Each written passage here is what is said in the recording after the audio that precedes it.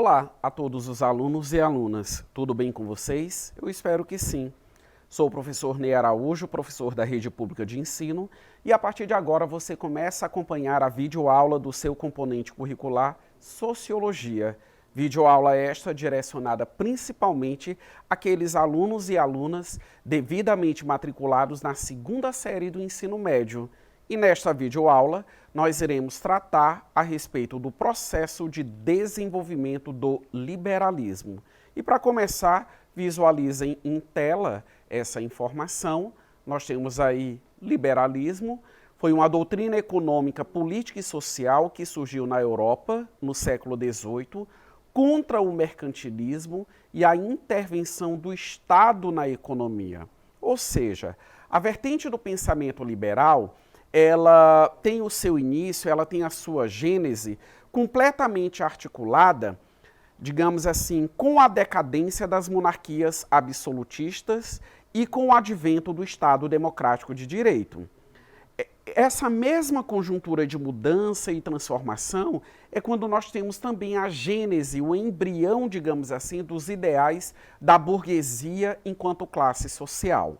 Porque nós temos que conceber inicialmente o seguinte: quando a burguesia ela se efetivou enquanto uma classe, ela era uma classe que ela detinha apenas o poder econômico, mas ela não possuía nenhum tipo de influência política. Quer queira, quer não, os reis, toda a nobreza, eram os indivíduos que, digamos assim, detinham o comando político e também detinham toda e qualquer influência política no contexto social. Sabemos também que, na origem do modo de produção capitalista, a burguesia até então ela foi a classe revolucionária, no sentido de promover alterações substanciais na sociedade naquele tempo passado. Transformações essas que acabaram, digamos assim, modificando a forma de pensar a intelectualidade humana, as condições econômicas vigentes e as questões políticas, conforme será mencionado ao longo dessa videoaula. Então, a burguesia, ela agiu historicamente. Percebam que a palavra liberalismo, de liberal, liberdade, tivemos a Revolução Francesa, com o seu lema liberdade, igualdade e fraternidade. Percebam a liberdade, que inclusive hoje é convertida em direito em vários países que apresentam as suas constituições, e o Brasil, com a sua atual constituição, datada de 1988, não é diferente disso. Vários dos nossos direitos, ou aquilo que nós conhecemos como sendo os nossos direitos civis, porque a liberdade, ela valora justamente a liberdade de agir por parte do cidadão. E os direitos civis existentes no nosso país, eles ilustram muito bem essa condição.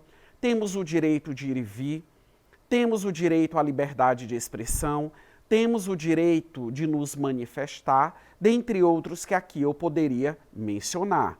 Claro que o usufruto da liberdade, ele não pode ser confundido como a baderna, a arruaça, eu ser livre para eu poder fazer o que quer e assim sucessivamente.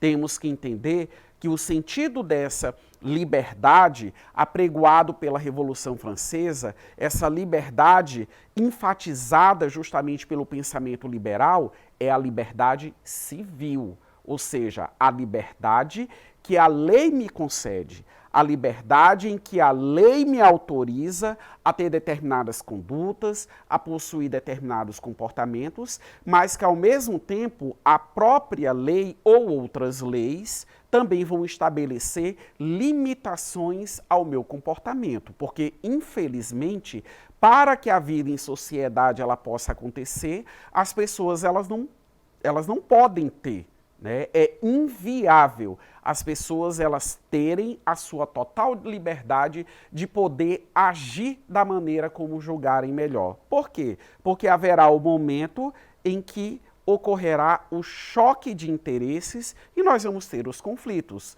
como já acontece, mesmo existindo toda a legislação possível, né? Então, o liberalismo ele acabou enfatizando isso. Só que, no pensamento liberal, nós podemos entender essa questão da liberdade ou do liberalismo sob dois aspectos. O aspecto político, que, como eu disse agora há pouco a todos vocês, é o aspecto que vai me observar enquanto cidadão, né? Então, enquanto cidadão, qual é a minha liberdade dentro do contexto social? E eu ainda posso entender essa corrente do pensamento liberal pelo viés econômico, que é o que eu vou estar destacando a todos vocês a partir de agora, iniciando pelo liberalismo político. Percebam, liberdade individual. Cada indivíduo ele é livre, tem a sua liberdade. Valorização do progresso, antropocentrismo universalista, multiculturalismo, constitucionalismo, legalismo, pluripartidarismo, valorização da sociedade civil, valorização do contrato e distinção do público do privado, né? Então percebam, são todas iniciativas, digamos assim, que valoram as questões individuais. Pluripartidarismo, né? Ou seja, se nós levarmos em consideração a sociedade brasileira, nós temos N partidos políticos. Você tem afinidade com algum partido político? Essa afinidade, se você tem, ela é uma criação sua. Ou por que não colocar? Ela é uma identificação sua. Um outro exemplo, no nosso país nós também gozamos da liberdade religiosa. No Brasil, nós temos várias denominações religiosas. A qual religião você pertence? A qual religião você se identifica? Católica? A uma doutrina evangélica? A uma religião de matriz africana, por exemplo? E quem é que decide, digamos assim, o seu pertencimento a uma doutrina e não a outra doutrina? Você, porque você é livre justamente para isso, né? Então, ó, nós somos livres dentro, digamos assim, de uma sociedade, de uma realidade que ela é múltipla. Agora nós vamos avançar e vamos perceber agora, vamos compreender melhor agora a questão do liberalismo econômico. O liberalismo econômico, via de regra, ele acaba enfatizando, digamos assim, a ação do indivíduo em empreender, em gerar lucro, em gerar capital, em poder trabalhar, né? Que nós também vamos entender como livre iniciativa. E tudo isso acaba correspondendo à essência do modo de produção capitalista. Nós vivemos numa economia de mercado. Em síntese, ninguém está impedido de enricar. Ninguém está impedido de gerar propriedade. Ninguém está impedido de potencializar as suas condições econômicas. Ao contrário, diariamente nós somos incentivados a tudo isso que eu acabei de mencionar. Então vamos observar quais os apontamentos vinculados ao liberalismo econômico. A primeira delas é a fundamental, está bem acima do círculo verde na parte superior. Pouca interferência do Estado na economia, ou seja, as condições econômicas elas devem ser autorreguláveis, sem grande intervenção estatal. Então, essa autonomia é absolutamente fundamental.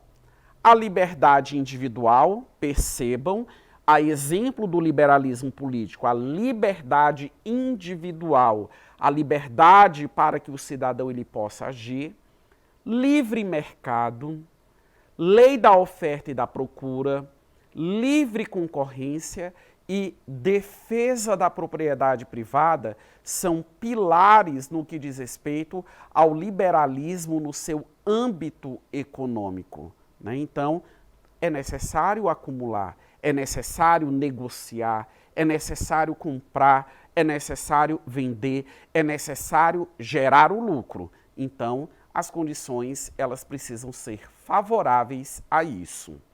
Com base nessas considerações, vamos ao exercitando da nossa videoaula, com bastante atenção. vou fazer a leitura do enunciado e também das 5 possibilidades de resposta. Os pensadores do liberalismo econômico, como Adam Smith, Malthus e outros, defendiam: letra A, intervenção do Estado na economia; B, o mercantilismo como política econômica nacional; letra C, socialização dos meios de produção; letra D, liberdade para as atividades econômicas; e letra E, a implantação do comunismo. Com base nas explicações, vamos visualizar. A alternativa correta está expressa na letra D, liberdade para as atividades econômicas.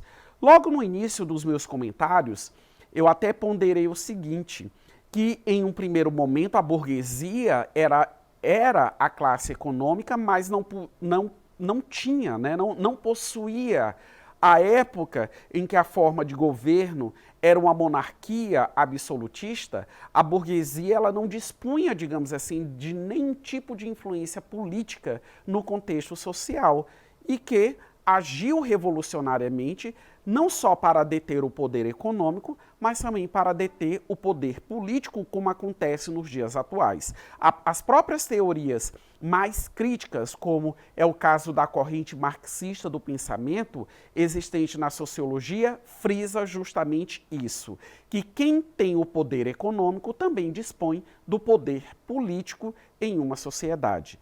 Então, a época das monarquias absolutas, todas as regalias, todo o luxo, todo o prestígio, digamos assim, que a nobreza possuía, era mantida justamente pela burguesia, né? Porque eram os comerciantes, os primeiros industriais e assim sucessivamente. Através do quê? Através da elevada tributação. Por isso, esse grande ideal, a não intervenção do Estado. Porque quando se tinha a monarquia, essa intervenção do Estado nas condições econômicas existia. Então era necessário fazer com que isso desaparecesse. Por isso o movimento histórico, no sentido de reivindicar essa autonomia e essa liberdade econômica para todos os cidadãos. Espero ter contribuído com o seu aprendizado. Não deixe de acessar a plataforma eduque.ac. Um abraço a todos vocês.